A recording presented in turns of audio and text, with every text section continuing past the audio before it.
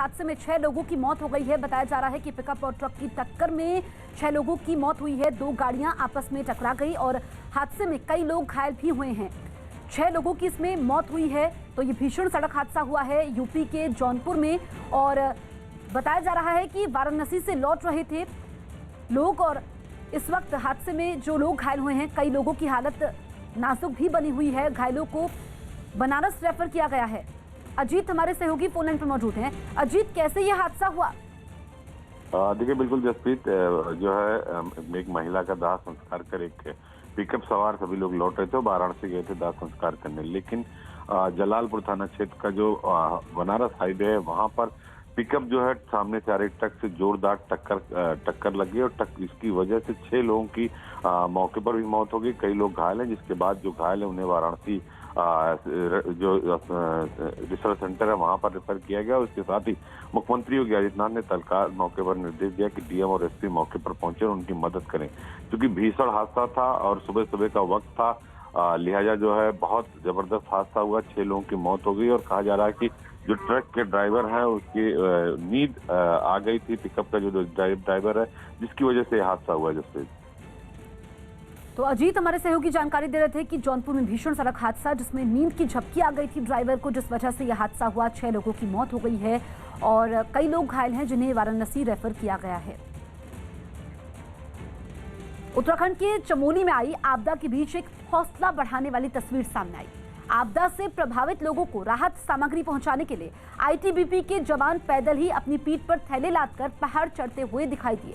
ITBP ने एक video tweet करते हुए बताया कि 8वीं बटालियन के जवान करीब 100 थैलों में राशन और दूसरे सामान भरकर अपनी पीठ पर लादकर उन गांवों में ले गए जहां सैलाब ने असर डाला था। उत्तराखंड में हुई तबाही के बाद से गुमशुदा लोगों की तलाश जारी है। न्यूज़ 18 की टीम उत्तराखंड में तबाही के ग्राउंड जीरो पर पहुंची, जहां सबसे पहले एक विनाशकारी सैलाब ने लोगों को झकझोर कर रख दिया। और अब उस तबाही के ऐसे कई वीडियो सामने आ चुके हैं जो पहाड़ों की ऊंचाई पर मौजूद लोगों ने मोबाइल फोन में रिकॉर्ड किए। ये ऐसे वीडियो हैं जिनमें सैलाब की ताकत और कुदरत का गुस्सा साफ दिखा। वीडियो शूट करते ही लोग नीचे मौजूद लोगों से दौड़कर खुद को बचाने की अपील करते रहे। ये वही जगह है जहां सैलाब ऋषिगंगा पावर प्रोजेक्ट को अपने साथ बहाकर ले गया। इस वक्त हम उस जगह पर मौजूद हैं जहां पर ऋषिगंगा पावर प्रोजेक्ट का काम चल रहा था। तमाम कर्मचारी यहां पर काम कर रहे थे, लेकिन अब न वो प्रोजेक्ट नज़र आ रहा है और न लोग नज़र आ रहे हैं जो कि कई सालों से, कई महीनों से यहां पर काम पर लगे हुए थे। पहाड़ों से पत्थरों और रेत का रिसना अब भी थमा नहीं है, लेकिन दावा ये किया जा रहा है कि अगर ऋषिगंगा पावर प्रोजेक्ट यहाँ मौजूद नहीं होता तो सैलाब पास के गाँवों में दाखिल होकर इससे भी बड़ी तबाही की वजह बन सकता था। बेसिकली जो फ्लड आया तो सामने यहाँ पे हिट किया, उसके बाद से रोल हुआ यहाँ पे, मतलब मेन फोर्स यहीं पे लगा सारा उसका। पहली जगह यही थी, पहली जगह यही थी जिसपे हिट हुआ। अगर ये जगह नहीं होती तो हो सकता है कि पीछे जो गांव रैनी गांव दिख रहा है तो वहाँ तक पूरा जो नुकसान था हो सकता था। पावर प्रोजेक्ट में बड़ी संख्या में कर्मचारी काम करते थे। जिन जगहों पर कामगारों का बसेरा होता था वहाँ अब केवल तबाही के निशान ही बाकी हैं। ये पूरी जगह तहस नहस हो चुकी है, लेकिन जहां पर मैं मौजूद हूं, जो ये आपको टीन शेड बने हुए नजर आ रहे हैं, ये दरअसल इस पावर प्रोजेक्ट और डैम में काम करने वाले वर्कर्स की जगह थी। मजदूरों के रहने की जगह पर मिट्टी, पत्थर और कीचड़ के निशान हैं। भीगा हुआ राशन बिखरा पड़ा है। जिस वक्त तबाही आई उस वक्त शायद मजदूर खाना पका रहे थे। अब तक बंद प्रेशर कुकर अपनी जगह पर मौजूद है। खाना बनाने के बर्तन और गृहस्थी का बाकी सामान भी बिखरा पड़ा है। कोई ये बताने वाला भी मौजूद नहीं है कि इस जगह कितने मजदूर रहा करते थे। 15 से 20 लोग यहाँ पे कल मौजूद रहे। शायद हो सकता है 2-3 भागने में सक्षम रहे होंगे, लेकिन बाकियों का पता नहीं चल रहा। लेकिन राहत और बचाव के काम में लगी एजेंसियां लोगों को ढूंढने में लगी हैं। और तबाही के बाद से कई गांवों में पुलों के टूटने से भारी परेशानी हुई। कुछ गांव ऐसे हैं जो सैलाब के आने के बाद टापू में बदल गए और उनका आसपास के इलाकों से संपर्क पूरी तरह टूट गया। देखने वाले भरोसा तक नहीं कर पाए कि जिस जगह गांव से निकलने का पुल हुआ करता था अब वहां सैलाब बह रहा है। सामने गांव है और गांव के लोगों की जो कनेक्टिविटी है वो फिलहाल टूट चुकी है। एक पुल यहाँ पर हुआ करता था, जो पुल इस गांव को इस जगह से जोड़ता था, लेकिन पूरा का पूरा जो पुल है वो बह चुका है। उन लोगों का भी दर्द कम नहीं है जो हादसे के बाद से ही अपनों की तलाश में घूम रहे हैं। न सरकारी एजेंसियों के पास उनके सवालों का जवाब है और न ही किसी के पास उनके अपनों की कोई जानकारी। लेकिन तबाही के बाद से लोगों का रो रो कर बुरा हाल है।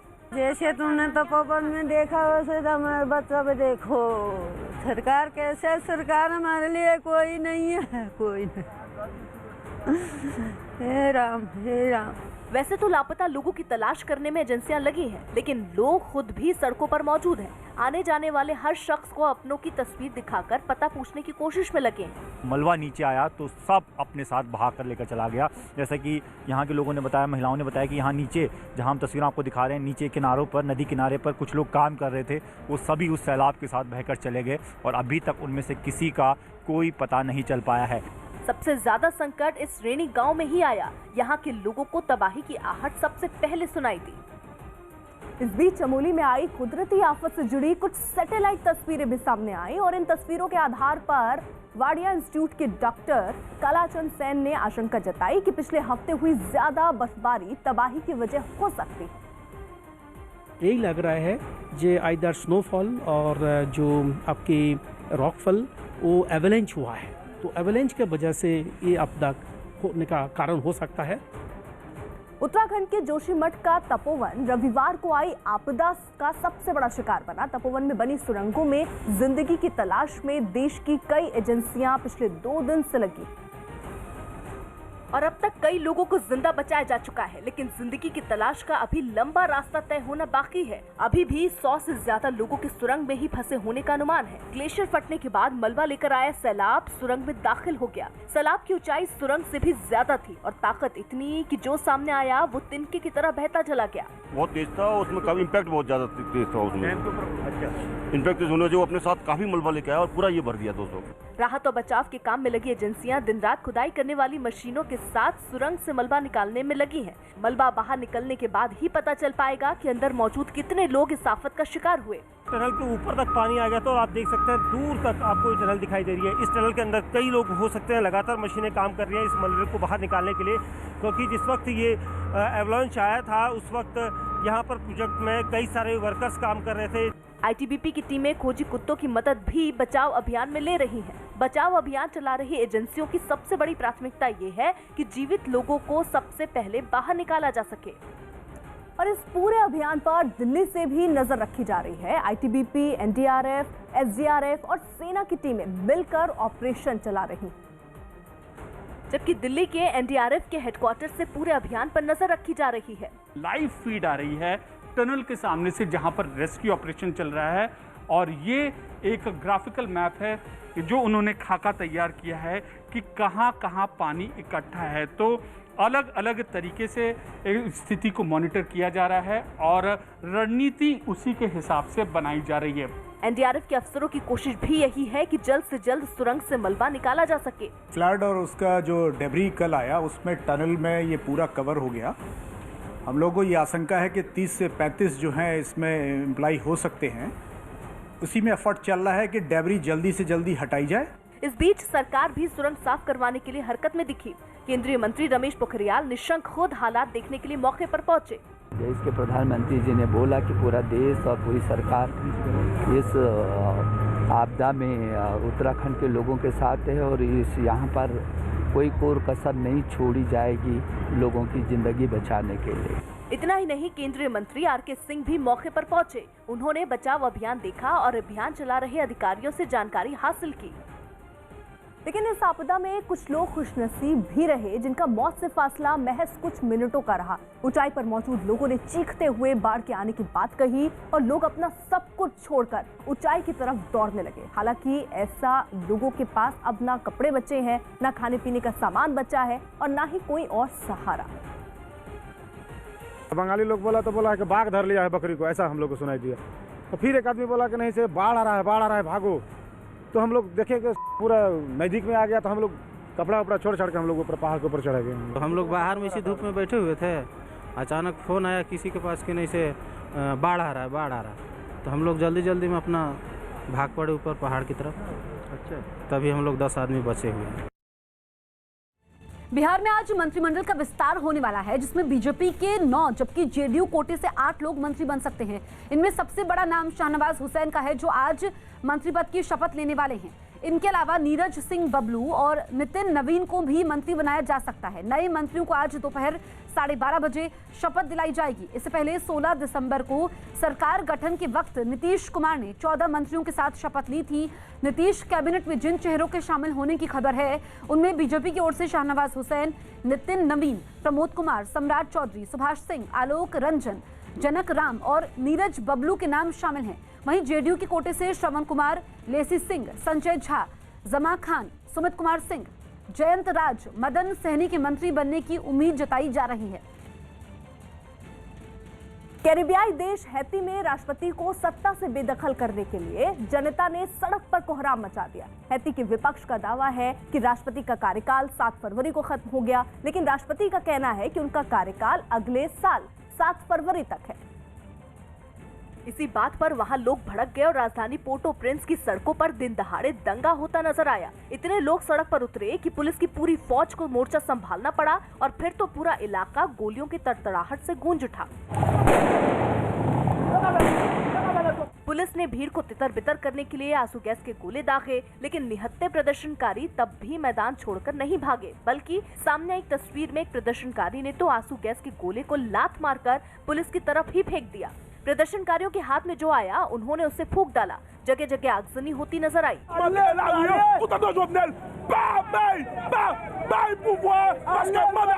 लेकिन इन सब के बीच राष्ट्रपति जोवेनेल मोइज ने फिर दोहराया कि उनका कार्यकाल अगले साल तक है।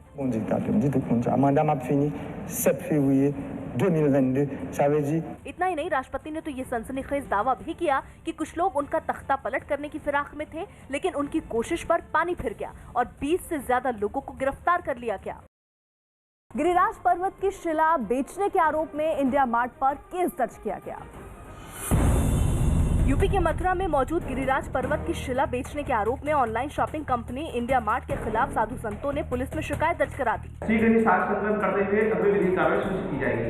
लोगों ने गोवर्धन थाने का घेराव भी किया और आरोपियों की गिरफ्तारी की मांग की। उन लोगों के खिलाफ कड़ी से कड़ी कार्रवाई शासन प्रशासन के द्वारा। इंडिया मार्ट ने गिरिराज पर्वत की शिला बेचने का एक विज्ञापन भी डाला, जिसमें एक शिला की कीमत 5,175 रुपए रखी गई। वो 51-51 में जाने कितने में गिरिराज जी की शिलाओं को बेच रहे हैं। बड़े शर्म की बात है। पाकिस्तान ने दूसरे टेस्ट मैच में दक्षिण अफ्रीका को 95 रनों से हरा दिया। इसी के साथ उसने ये सीरीज 2-0 से जीत ली। इस मुकाबले में पाकिस्तान के हसन अली और शाहीन आफरीदी ने शानदार गेंदबाजी की। हसन ने पूरे मैच में 10 विकेट जबकि आफरीदी ने 5 विकेट झटके। इस जीत के साथ ही पाकिस्तान रैंकिंग में 2 स्थान ऊपर 5वें नंबर पर पहुंच गया। साथ ही दक्षिण अफ्रीका 1 स्थान नीचे 6ठे पायदान पर लुढ़क गया।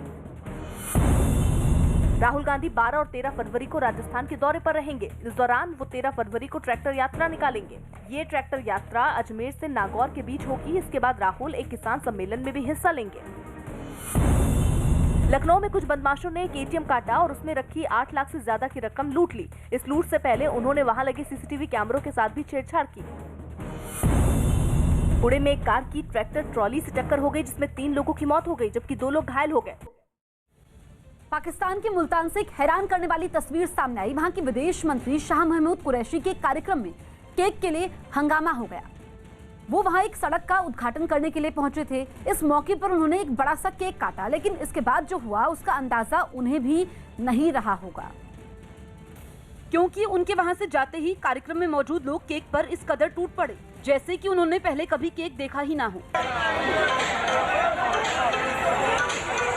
केक कटते ही उसे लूटने की होड़ मच गई। केक का स्वाद चखने के लिए लोग जानवरों की तरह एक दूसरे से धक्का मुक्की करने लगे। किसी के हाथ में केक का एक टुकड़ा आया तो कोई मुट्ठी भर भर कर उसे वहां से ले जाता नजर आया। केक के लिए हो रही इस जंग में बच्चे भी पीछे नहीं रहे। यही नहीं, कुछ लोग तो जमीन पर गिरा केक उठाकर खाने लगे। इस लालच में लोग कोरोना के खतरे तक को भूल गए। सभी ने जितना केक खाया नहीं, उससे ज्यादा तो बर्बाद कर दिया। 26 जनवरी को दिल्ली में ट्रैक्टर रैली के दौरान हुई हिंसा के बाद से सरकार सोशल मीडिया को लेकर बेहद चौकन्नी है। न्यूज़ 18 के अमित पांडे की रिपोर्ट है कि केंद्र सरकार ने इस बार ट्विटर से 1178 अकाउंट को हटाने के लिए कहा है। इन अकाउंट पर किसान आंदोलन के नाम पर गलत जानकारी फैलाने का आरोप है। हालांकि इस पर अभी ट्विटर का जवाब आना बाकी है। कुछ रोज पहले ही सरकार ने इसी तरह किसान आंदोलन के नाम पर देश विरोधी गतिविधि चलाने वाले 250 ट्विटर अकाउंट को ब्लॉक किया था। यूपी के गोरखपुर से जहन को डर से भर देने वाला एक वीडियो सामने आया। वहां चलती बस में शॉर्ट सर्किट की वजह से इतनी भयानक आग लगी कि पूरी बस जलकर राख हो गई। सामने आई तस्वीरों में बस से आग की खतरनाक लपटें निकलती दिखी। आसमान में कई फीट तक घने काले धुएं का गुबार उठता नजर आया। बस में लगी आग को देखकर सड़क पर लोगों की भीड़ जमा हो गई। लोग वीडियो बनाने लगे। हालांकि राहत की बात यह रही कि बस में यात्री नहीं थे, ड्राइवर सफर पर निकला ही था कि तभी यह हादसा हुआ। वहीं ड्राइवर भी सुरक्षित है। देश के कई हिस्सों में 9वीं से 11वीं तक के छात्रों के लिए स्कूल नियमों के तहत दोबारा खोल दिए गए। कोरोना के खतरे को देखते हुए इन स्कूलों को करीब 10 महीने पहले बंद कर दिया गया था। लेकिन जब कोरोना मरीजों की तादाद में कमी आई तो कई स्कूलों में 9वीं और 11वीं के छात्रों के लिए पढ़ाई शुरू हो गई, जिसकी एक तस्वीर ओडिशा की राजधानी भुवनेश्वर के एक स्कूल से सामने आई, जहां क्लासरूम में दाखिल होने से पहले छात्र सोशल डिस्टेंसिंग का पालन करते हुए लाइन में खड़े नजर आए। इसके बाद उनके हाथों को सैनिटाइज कराया गया और उनका तापमान भी मापा गया। कोरोना से बचने के लिए स्कूल पहुंचे सभी छात्र मुंह पर मास्क लगाए रहे। इतना ही नहीं, क्लास में सभी बच्चों को नियम के तहत एक दूसरे से कुछ थोड़ी दूरी पर बैठाया गया ताकि उनके बीच सोशल डिस्टेंसिंग बनी रहे। करीब 10 महीने बाद स्कूल पहुंचने पर छात्रों ने भी खुशी जताई। बहुत अच्छा लग रहा है, फिर से दोस्तों के साथ मिलने का मौका मिलेगा और पढ़ाई करने को मिलेगा। उत्तराखंड के नैनीताल से भी कुछ ऐसी ही तस्वीरें सामने आई। वहां तो 6ठी से 8वीं तक के छात्रों के लिए भी स्कूल खुल गए। वहां के एक स्कूल में क्लासरूम में एंट्री से पहले छात्र कोरोना नियमों का पालन करते दिखे। बहुत इंतजार कर रही थी स्कूल आने का और बहुत मन भी था हमारा। पटना में भी 10 महीने बाद 6ठी से 8वीं तक के छात्रों की स्कूलों में पढ़ाई शुरू हो गई। वहाँ के एक स्कूल में पढ़ाई के साथ साथ कोरोना से बचाने के पूरे इंतजाम किए गए। वाड्रा को हिरासत में लेकर पूछताछ की याचिका पर आज हाईकोर्ट फैसला सुनाएगी। बीकानेर जमीन घोटाला मामले में रॉबर्ट वाड्रा को हिरासत में लेकर पूछताछ की ईडी की मांग पर जोधपुर हाईकोर्ट आज अपना फैसला सुनाएगी। फिलहाल वाड्रा और अन्य आरोपियों की गिरफ्तारी पर रोक है। यौन शोषण के मामले में उम्र कैद की सजा के खिलाफ आसाराम बापू की अपील पर आज जोधपुर हाईकोर्ट में सुनवाई होगी। बिहार में आज नीतीश मंत्रिमंडल का विस्तार होगा। जानकारी के मुताबिक मंत्रिमंडल विस्तार में बीजेपी से 9 और जेडीयू कोटे से 8 मंत्री शपथ लेंगे। उत्तराखंड की चमोली में हुई तबाही के बाद जम्मू कश्मीर के बारामूला में सेना ने कैंप लगाया और लोगों को ग्लेशियर टूटने के समय होने वाली तबाही से बचने के बारे में बताया। यूपी के गौतम बुद्ध नगर में लोहे की चादर लेकर जा रही ट्रक में अचानक भीषण आग लग गई, जिसके बाद ड्राइवर ने चलती गाड़ी से कूदकर अपनी जान बचाई। बिहार के वैशाली में एक दूध के टैंकर और कार में हुई भीषण टक्कर से एक महिला की मौत हो गई, जबकि 4 लोग गंभीर रूप से घायल हो गए। यूरोप के देश हॉलैंड के ज्यादातर हिस्से पिछले कई दिनों से भारी बर्फबारी की चपेट में है और लोगों की मुश्किलें भी दिन ब दिन बढ़ती जा रही हैं। मौसम विभाग ने कई इलाकों के लिए इस हफ्ते के आखिर में रेड अलर्ट जारी किया है, जिसका मतलब है कि उन दिनों लगभग पूरा हॉलैंड ही बर्फ से ढक जाएगा। वहां से जो तस्वीरें सामने आई उनमें शहर के शहर सफेद चादर में लिपटे नजर आए। दूर दूर तक सिर्फ बर्फ ही बर्फ दिखाई दी। रास्तों पर जमा बर्फ को हटाने के लिए मशीनों का सहारा लिया गया। बिगड़ते मौसम ने लोगों की मुश्किलें भी बढ़ा दी। हालांकि फिर भी कई लोग कड़ाके की ठंड और बर्फ का टॉर्चर सहते हुए अपने जरूरी काम पर जाते दिखाई दिए। खराब मौसम की वजह से वहां के कई शहरों में उड़ानों पर भी असर पड़ा, जबकि लो विजिबिलिटी की वजह से कई ट्रेनों को रद्द करना पड़ा। हालांकि इन सब के बीच लोग बर्फबारी का मजा लेना नहीं भूले। बच्चे जगह जगह जमा बर्फ में खेलते नजर आए, जबकि कुछ नौजवान स्कीइंग का लुत्फ उठाते दिखे। बीजेपी अध्यक्ष जेपी नड्डा आज पश्चिम बंगाल में परिवर्तन यात्रा के दूसरे दौर की शुरुआत करेंगे।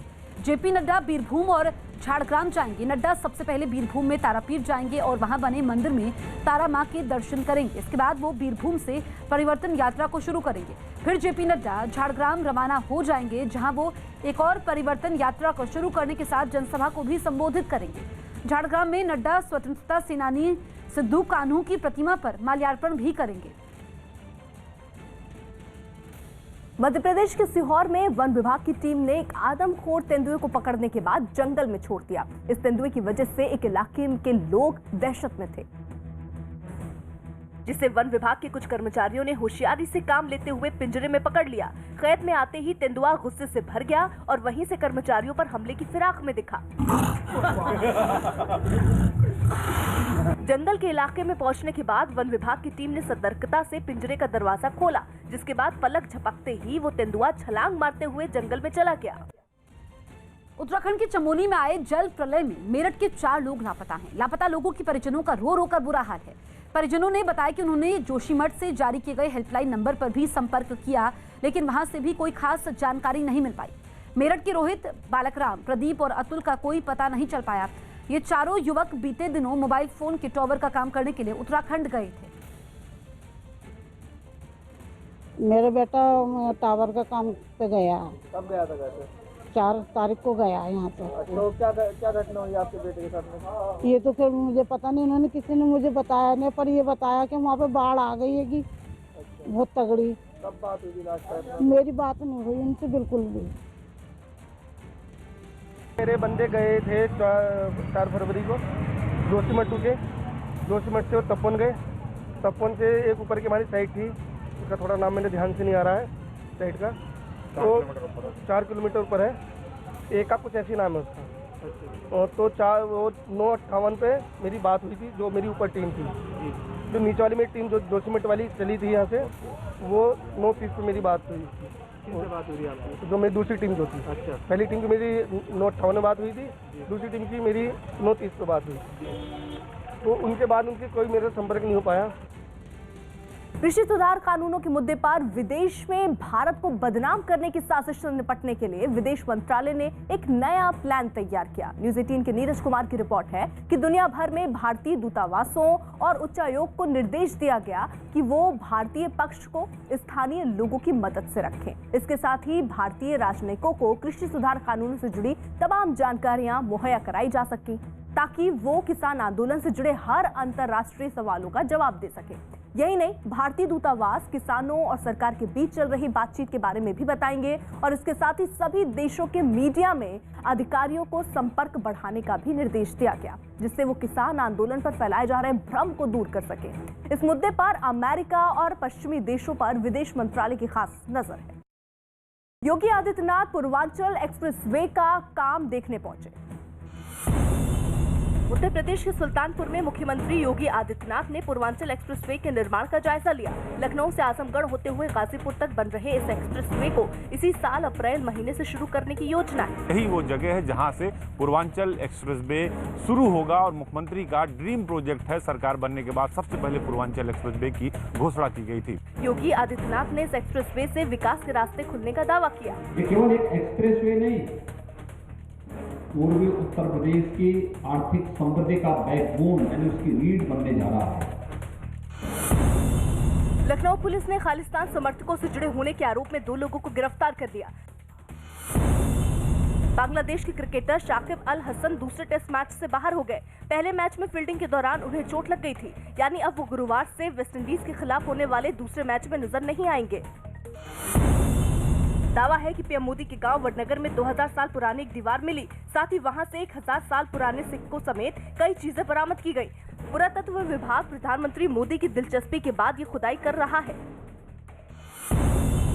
जम्मू कश्मीर के सांबा सेक्टर में बीएसएफ ने पाकिस्तान के घुसपैठियों को ढेर कर दिया। हमारे जवान जो हैं वो अलर्ट हैं, उन्होंने कोई भी आने की कोशिश करेगा उसको न्यूट्रलाइज करेंगे। उत्तराखंड के चमोली में आई आपदा के बाद पूर्व सीएम और कांग्रेस नेता हरीश रावत ने अपना पंजाब दौरा रद्द कर दिया। वो दिल्ली से देहरादून लौट गए और अब सुबह चमोली में आपदा प्रभावित इलाकों का दौरा करेंगे। कैसे क्लाइमेट चेंज से मुकाबला कर सकें, तो उसके लिए सेंट्रल गवर्नमेंट को एक काम करना चाहिए। खेल मंत्रालय ने बताया कि जल्द ही खिलाड़ियों को कोरोना की वैक्सीन लगाई जाएगी। खेल मंत्री किरेन रिजिजू ने बैडमिंटन खिलाड़ियों के साथ बैठक की। इसी दौरान उन्होंने ये जानकारी दी। सबसे पहले ओलंपिक में जाने वाले खिलाड़ियों और उनके कोच को ये टीका लगेगा। यूपी के सीएम योगी आदित्यनाथ ने उत्तराखंड में हुई आपदा को लेकर अफसरों के साथ बैठक की। बैठक में चमोली में बांध टूटने की वजह से हुई जनहानि को लेकर कई निर्देश जारी किए गए। मुख्यमंत्री की तरफ से मृतकों के परिवार वालों को मुआवजे के तौर पर 2-2 लाख रुपए की मदद का ऐलान किया गया। आपदा से प्रभावित हुए प्रदेश के परिवारों की सहायता के लिए राहत आयुक्त दफ्तर में कंट्रोल रूम स्थापित किया गया है। यूपी के 2 अधिकारियों को देहरादून भेजने के निर्देश दिए गए हैं। साथ ही स्थिति का जायजा लेने के लिए यूपी सरकार के मंत्री सुरेश राणा को उत्तराखंड भेजने का फैसला किया गया है। माननीय मुख्यमंत्री जी ने इस जो आपदा की घड़ी में उत्तर प्रदेश सरकार की ओर से हर संभव सहायता देने का भी जो है हमें निर्देश दिया। उन्होंने कल ही माननीय मुख्यमंत्री जी उत्तराखंड से भी वार्ता की है। माननीय मुख्यमंत्री जी ने निर्देश दिया है कि कंट्रोल रूम जो राजस्व विभाग का चालू किया गया है उसमें गृह विभाग और सिंचाई विभाग के अधिकारी भी जो है उनको ड्यूटी पर लगाया जाए।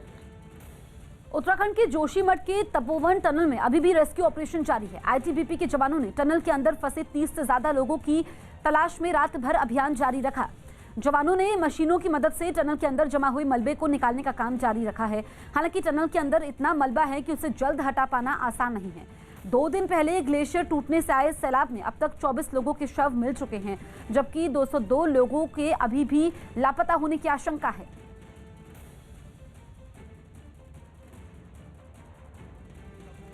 जिस एनटीपीसी पावर प्लांट में सबसे पहले सैलाब आया था वो इस बैराज में आया था। इस बैराज को देख के आप अभी देख सकते हैं पूरा बैराज धराशायी हो गया। यहाँ पर जो मज़दूर काम कर रहे थे वो बमुश्किल भागे थे और बाकी मज़दूरों का कोई पता नहीं था। ये इसके नीचे टनल भी है जो काफ़ी दूरी तक जाती है और जो बैराज आपको सामने दिखाई दे रहा है उस बैराज में सबसे पहले जो एवलांच आया था वहाँ से सैलाब आया और उस बैराज में टकराया, जिसके बाद वो बैराज को जब रोकने में असमर्थ हो गया तो उसके बाद पानी का ओवरफ्लो हुआ और दूसरी जगह के तटबंध जो है उस सैलाब ने तोड़ने शुरू करे, जिसके बाद इस जगह पर पूरा पानी भर गया। जो मज़दूर थे वो इधर उधर अफरा तफरी में भागने शुरू किए और यहाँ पर आपको मज़दूरों के कुछ हेलमेट और जो शूज़ हैं वो भी आपको दिखाई देंगे, क्योंकि यहाँ से लोगों ने बचने का यहाँ से जरिया देखा कि इन जगहों से हम बच सकते हैं और इसलिए आपको उनके नीचे हेलमेट और जूते कपड़े सब दिखाई देंगे। तो वो दूसरा जो बैराज है, बैराज पूरा डैमेज करने के बाद वहीं पर जो भंग्यू गांव है उस गांव को इस मार्केट से जोड़ने वाला पुल भी था, वो पुल पूरा धराशायी कर दिया। अब उस गांव का संपर्क इस गांव से बिल्कुल नहीं है। साथ ही पूरा बैराज तहस नहस हो चुका है। हाइड्रो जो प्लांट है पावर का वो आप इस मलबे में तब्दील होता हुआ देख सकते हैं। अब यहाँ पर सबसे महत्वपूर्ण है रेस्क्यू ऑपरेशन, जो यहाँ से लगभग 500 मीटर दूरी पर चलाया जा रहा है, जहाँ पर अभी भी ये बताया जा रहा है कि 150 से ज़्यादा मज़दूर लापता हैं। स्टाफ है उसमें शामिल, उसमें कई ऐसे लोग हैं जो यहाँ के लोकल भी थे और दूसरे राज्यों के भी लोग कर्मचारी थे। तो अब सबसे बड़ा टास्क इस वक्त जो आपदा प्रबंधन का है वो है उन मिसिंग लोगों को तलाशना जो अब तक नहीं मिल पाए हैं। महाराष्ट्र के सोलापुर में बीजेपी के एक नेता ने से बदसलूकी के आरोप में शिवसेना के 17 कार्यकर्ताओं को पुलिस ने गिरफ्तार कर लिया। आरोप है कि कुछ रोज पहले बीजेपी ने एक नेता ने मुख्यमंत्री उद्धव ठाकरे पर विवादास्पद बयान दे दिया था, जिससे नाराज शिवसेना के कार्यकर्ताओं ने उसके साथ बदतमीजी की, जिसकी कुछ तस्वीरें भी सामने आई, जिनमें एक तस्वीर में शिवसेना के कुछ कार्यकर्ता बीजेपी नेता को सड़क किनारे घेर कर खड़े नजर आए और अगले ही पल उन लोगों ने उसे काले रंग की स्याही से नहला दिया। इसके बाद वो लोग उसी हालत में उसे सड़क पर साथ लेकर चलने लगे। कुछ दूर जाने के बाद एक आदमी ने उसे चूड़ियों की माला पहना दी। हद तो तब हो गई जब उन लोगों ने बीच सड़क पर ही उस पर साड़ी लपेट दी। इस दौरान वहां मौजूद एक पुलिस वाला शिवसेना के कार्यकर्ताओं को रोकने की कोशिश करता रहा, जिसका उन लोगों पर कोई असर नहीं हुआ। तभी कुछ लोगों ने बीजेपी नेता के चेहरे पर कालिख पोत दी। यही नहीं, उन लोगों ने उसके साथ मारपीट भी की। बीच सड़क पर काफी देर तक उससे बदसलूकी होती रही, जिसकी वजह से वहां लोगों की भीड़ जमा हो गई। पीएम नरेंद्र मोदी ने अमेरिका के राष्ट्रपति जो बाइडेन से बात की। उन्होंने बीती रात करीब 11 बजे पीएम मोदी ने अमेरिका के राष्ट्रपति बाइडेन से फोन पर बात की। जो बाइडेन के राष्ट्रपति बनने के बाद पीएम मोदी के साथ ये उनकी पहली बातचीत है। पीएम नरेंद्र मोदी ने ट्वीट कर इसकी जानकारी देते हुए कहा कि उन्होंने बाइडेन को उनकी कामयाबी के लिए शुभकामनाएं दी हैं। इसके अलावा दोनों नेताओं के बीच क्षेत्रीय मुद्दों और साझी प्राथमिकताओं पर चर्चा हुई। पीएम मोदी ने कहा कि बातचीत के समय भारत और अमेरिका जलवायु परिवर्तन के मुद्दे पर आगे भी सहयोग बढ़ाने और काम करने पर सहमत हुए हैं। इसके अलावा दोनों नेता सामरिक साझेदारी बनाने पर राजी हुए। पीएम मोदी ने करीब 3 महीने पहले राष्ट्रपति चुनाव में जीत हासिल करने के बाद जो बाइडेन और उपराष्ट्रपति कमला हैरिस से बात की थी। पीएम नरेंद्र मोदी ने ट्वीट कर कहा कि जो बाइडेन से बात की और उन्हें सफलता के लिए शुभकामनाएं दी। हमने क्षेत्रीय मुद्दों पर चर्चा की, प्राथमिकताएं साझा की, जलवायु परिवर्तन के संबंध में सहयोग को और बढ़ाने पर सहमत हुए। अमेरिकी राष्ट्रपति और मैं हिंद प्रशांत क्षेत्र और उससे बाहर शांति और सुरक्षा के लिए रणनीतिक साझेदारी को मजबूत करने के लिए तत्पर हैं। राजस्थान में महीनों तक बंद रहने के बाद आखिरकार सिनेमा घर एक बार फिर खोल दिए गए। कोरोना मरीजों की तादाद में कमी आने के बाद सरकार ने सिनेमा घरों को 50% क्षमता के साथ खोले जाने का फैसला लिया, जिसके बाद प्रदेश भर के सिनेमा घर एक बार फिर दर्शकों के लिए खोल दिए गए। राजधानी जयपुर के ऐतिहासिक राज मंदिर सिनेमा घर के बाहर तो पहले ही दिन दर्शकों की भीड़ नजर आई। लंबे वक्त बाद बड़े पर्दे में फिल्म देखने की खुशी लोगों के चेहरे पर भी साफ नजर आई। कोरोना काल में लंबे वक्त तक सिनेमा घर बंद रहने के बाद में फिर खुलने शुरू हो गए। हालांकि इस दौरान सावधानी भी पूरी रखी गई। लोगों को जरूरी दूरी बना के खड़े होने के निर्देश दिए गए, जबकि सिनेमा घर का स्टाफ भी पूरी तरह मुस्तैद दिखाई दिया। सिनेमा हॉल में घुसने से पहले तापमान की जांच की गई और तभी लोगों को अंदर जाने दिया गया। लोग भी जरूरी नियमों का पालन करते दिखे। फिल्म देखने जा रहे हैं, कुछ विशेष सावधानी बरतेंगे? बिल्कुल, सोशल डिस्टेंसिंग की, सैनिटाइजर यूज करेंगे। सिनेमा घर के अंदर भी लोगों को एक दूसरे से दूर बैठाया गया। वहां वैसे तो फिलहाल 50% दर्शकों को ही मंजूरी दी गई है, लेकिन सिनेमा घर चलाने वालों ने इसे एक बड़ी राहत बताया। देश में किसानों के आंदोलन पर ट्वीट करने के बाद विवादों में आई ग्रेटा थनबर्ग की आलोचना का दौर शांत नहीं हो रहा है। अब ग्रेटा को यूएन के पूर्व अधिकारी मोहिंदर गुलाटी ने एक चिट्ठी लिखी और उन्हें भारत के अंदरूनी मामलों से दूर रहने की नसीहत दी। साथ ही इस चिट्ठी के जरिए उन्होंने ग्रेटा को यह भी समझाने की कोशिश की कि ये आंदोलन भारत का अपना राजनीतिक मामला है और इसे उन्हें ही सुलझाने दे। इसके अलावा मोहिंदर गुलाटी ने ग्रेटा को अपने जलवायु परिवर्तन के लिए किए जा रहे काम पर ध्यान देने की सलाह दी। गुलाटी ने ये चिट्ठी यूएन के महासचिव को भेजी है। उत्तराखंड हादसे में लापता लोगों की सलामती के लिए पूरे देश में अब हवन और पूजन का दौर शुरू हो गया है और इसी कड़ी में जम्मू कश्मीर के जम्मू शहर में भी लापता लोगों के लिए एक महायज्ञ का आयोजन किया गया, जिसकी कुछ तस्वीरें भी सामने आई। शहर के एक इलाके से जो तस्वीरें सामने आई, उनमें एक तस्वीर में कुछ लोग पंडितों के साथ मिलकर हवन करते दिखाई दिए। शरणे त्र्यंबके गौरी नारायणी नमस्तुते स्वाहा। यज्ञ में शामिल लोगों ने आहुति डालने के दौरान केवल एक यही प्रार्थना की कि चमोली में आई आपदा के पीड़ित सुरक्षित अपने घर लौट जाएं। और जो लोग टनल में फंसे हुए हैं वो सुरक्षित वहां से बाहर निकलें। ठीक इन्हीं भावनाओं के साथ जम्मू के एक स्कूल में पढ़ने वाले कुछ छात्र छात्राओं ने भी हाथ जोड़कर और आंखें बंद करके उत्तराखंड पीड़ितों की जिंदगी सुरक्षित रखने की दुआ मांगी, क्योंकि जो लोग इस आपदा के बाद से गायब हैं, उनके घर वालों का बुरा हाल है। उत्तराखंड हादसे में यूपी और बिहार के भी कई लोग लापता हैं। इनमें ज्यादातर वो लोग हैं जो अलग अलग पावर प्रोजेक्ट से जुड़े थे, लेकिन हादसे के बाद से अब तक उनकी कोई खबर नहीं मिली। इस तबाही में पटना के पास रहने वाले एक इंजीनियर भी लापता हो गए जो एनटीपीसी में काम करते थे। ये खबर मिलते ही उनके परिवार में मातम पसर गया और घर के कुछ लोग उनकी तलाश में तुरंत उत्तराखंड के लिए रवाना हो गए। मनीष कुमार जो पटना के निसरपुरा इलाके के रहने वाले हैं और कल से अब तक उनका पता नहीं चल पाया है। यही हाल यूपी के लखीमपुर खीरी में भी कई परिवारों का है।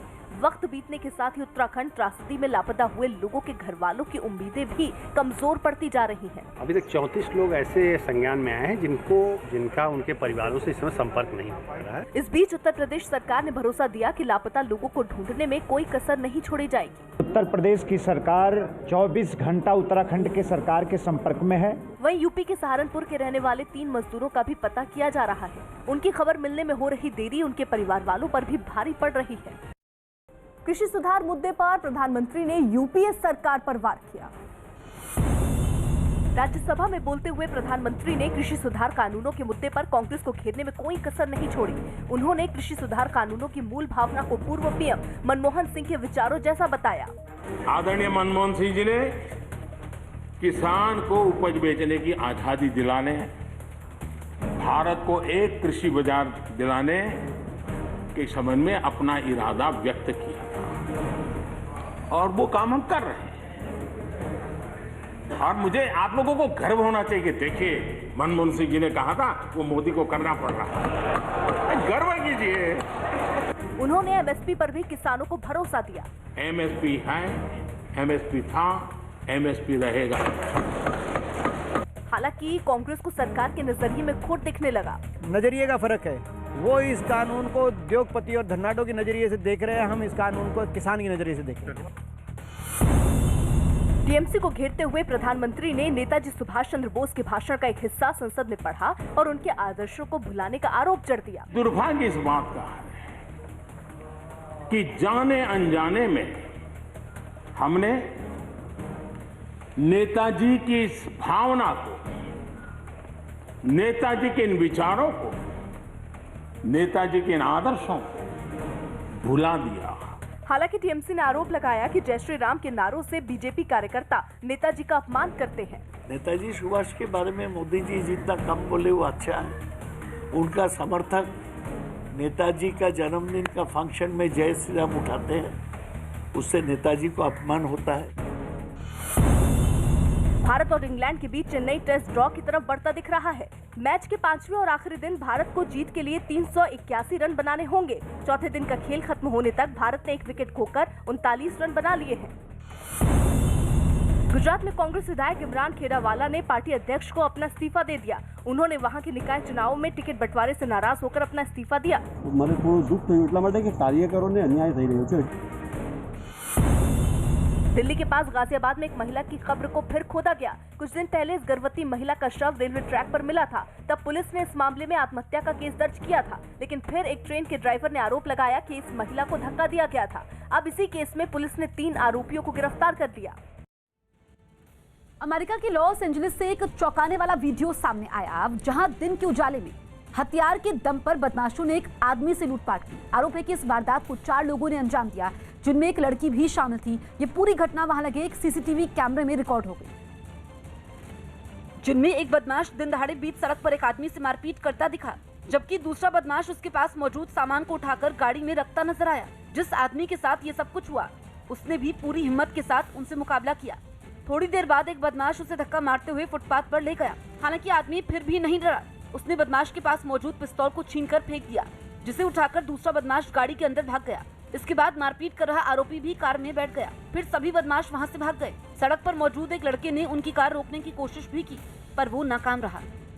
तेलंगाना के सूर्यापेट में एक एग्रो कंपनी का विरोध कर रहे बीजेपी समर्थकों और पुलिस में भिड़ंत हो गई। आरोप है कि आदिवासियों की जमीन पर जबरदस्ती कब्जा कर वहां कंपनी की इमारत बनाई जा रही थी, जिसके विरोध में सैकड़ों की तादाद में बीजेपी समर्थक वहां जुट गए और उन्होंने जमकर हंगामा किया। रोके जाने पर उन लोगों ने पुलिस को भी नहीं छोड़ा।